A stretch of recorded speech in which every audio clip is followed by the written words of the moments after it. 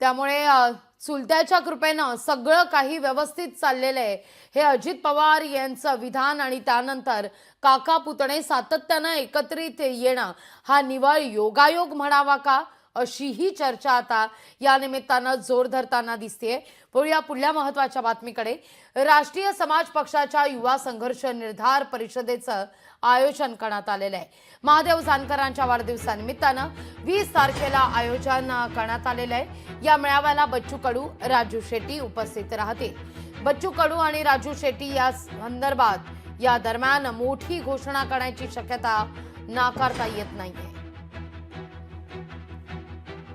महादेवराव जानकर साहेबांचा वाढदिवस आहे, त्यांच्या शुभेच्छा देतो। राष्ट्रीय समाज पक्ष युवा संघर्ष निर्धार परिषद आहे पुण्याला आणि जानकर साहेबांच्या एकंदरीत पूर्ण जे काही राजकीय प्रवास राहिला याच्यासाठी आम्ही पण शुभेच्छा द्यायला सुद्धा हजर राहणारा 20 तारखेला आणि एकंदरीत राज्यातलं राजकारण, शेतकऱ्याची वाताहत या सगळ्या गोष्टीवर, युवकांच्या आत्महत्या या सगळ्या गोष्टीवर तिथे चर्चा होणार आहे।